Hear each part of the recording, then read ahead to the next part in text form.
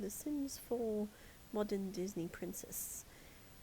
And today we're doing Aurora Briar Rose for my creator sim. Now, I'm quite pleased to say that Briar Rose I made a little bit more different in her body shape. I actually am happy that I made her a little bit more on the chunky, curvier side. I just felt that having a bit of diversity in my game and just in my sims really is needed. No way that I do believe Aurora should be any other way than the Disney version, but I did have a sense if she was a modern girl and she would be heads to her Sleeping Beauty aesthetic, sleeping a lot, and I guess being a little bit as well made her personality a bit more the lazy side. So I feel she would have a bit more, I guess, junk in the trunk. But she's still a queen. She still slays. But as you can see now, I'm just going through the body types, and I was like, you know what? I really want to just kind of make her a bit more voluptuous. So you can still see she's quite thin in the waist and have those natural curves, but she has at least a bit more voluptuous and more volume in her breasts and definitely her buttocks.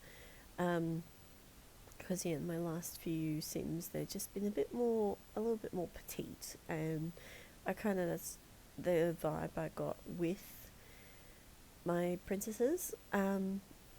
I do feel anyway as I move on, I get to more like Pocahontas and Merida and Mulan. I definitely want to give them very fit and athletic bodies, but very different each. So like, I feel Merida would kind of take after her dad, and Fergus that has a bit more weight and muscle built, where then Mulan I feel would be again really really toned and fit from like obviously going to war and training.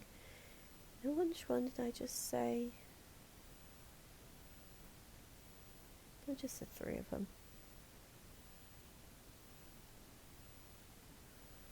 I can't remember, fortunately, for the life of me. But I feel that having a different, diverse body really helps out. Like especially with Aurora, kind of made me just feel a bit more.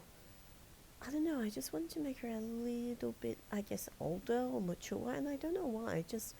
It felt the right vibe, and I absolutely loved her outfit. It really just spoke to me that it was Aurora, because I really gave the emphasis of definitely very cute cottagecore.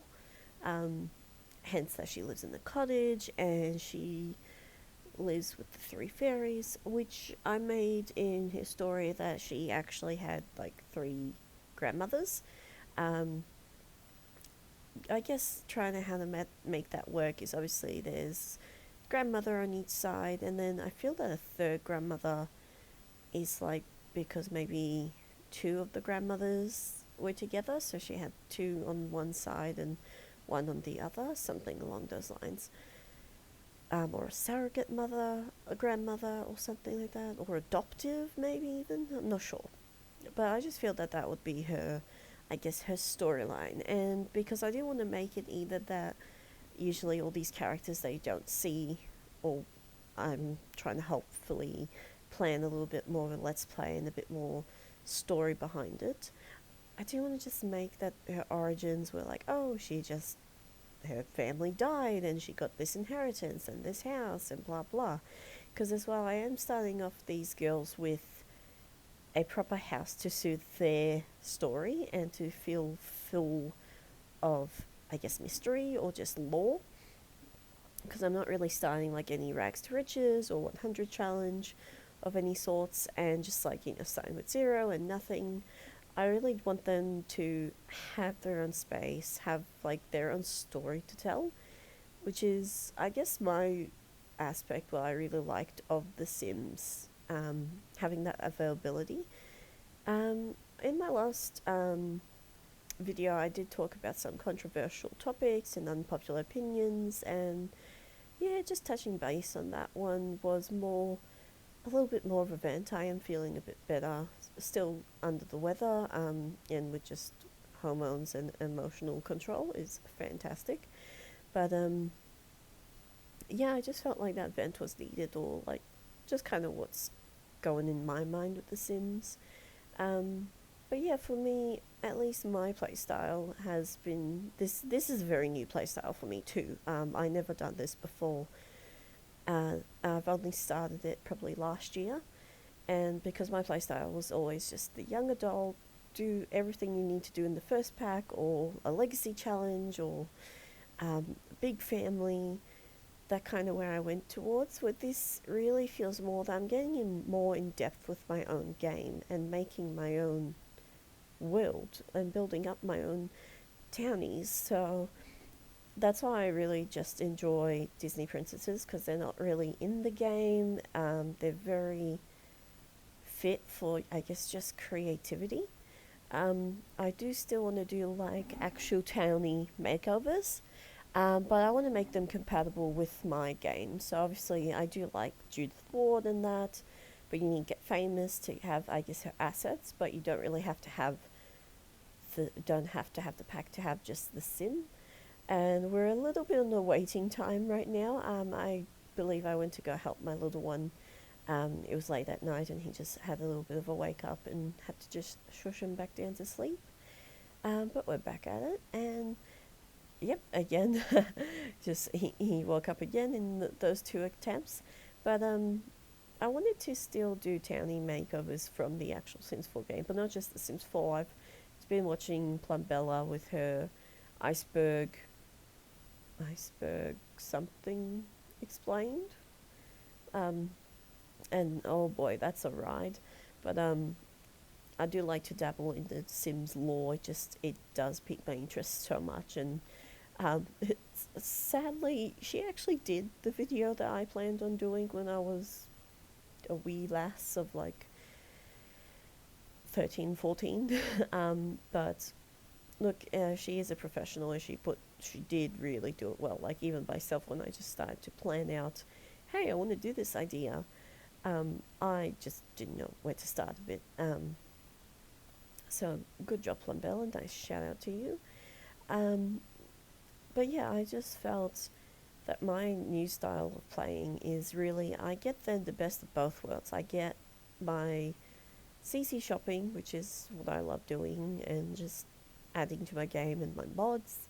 I do get then the creator sim aspect, because I'm building my own, I guess, my own townies, my own things, and have their own stories and backgrounds. And then I also do the building myself to actually get my building gameplay in. And I want to branch out to maybe doing challenges, or include maybe stuff from the gallery as well, because I don't think it's necessarily has to be just my own creations. Maybe the houses, because I do find building the residential a lot easier than any other lots, but it's left to interpretation. So I just want to slowly build up my world again. And if you're not aware, I have the downloaded tray file of the saves where it's a completely blank world. I just found that it was a lot easier to get that sorted and download, rather than actually putting countless amount of efforts and work in actually getting rid of my own lots each individually. So yeah, here and now we're just back picking her traits, and it was a little bit tricky, but I did end up finding the traits that I think matched her personality quite a lot, because I was trying to find something that was, given that she was a bit more of a romantic, given the sense that she did that whole singing in the woods with Prince Philip and Once Upon a Dream sort of stuff. So she's really much into the kind of ideal of finding love. But I did make her aspiration, though, a collective one. Mainly because I just felt as well this is modernized, so I feel she has more than just finding a prince. Like, I'm not sure if I made Snow White or Cinderella have just the one idea, but I feel that it just suits for her aesthetic to have a bit more of a collection thing. But yeah, just taking screenshots and just doing her likes. I'm not really, I'm guilty of not doing a lot of dislikes with The Sims. And here's some in-game screenshots, which I actually quite enjoyed. Again, you're in like mid-action, kind of get an idea. But I hope you stay tuned for her house build. I'll see you soon. Bye!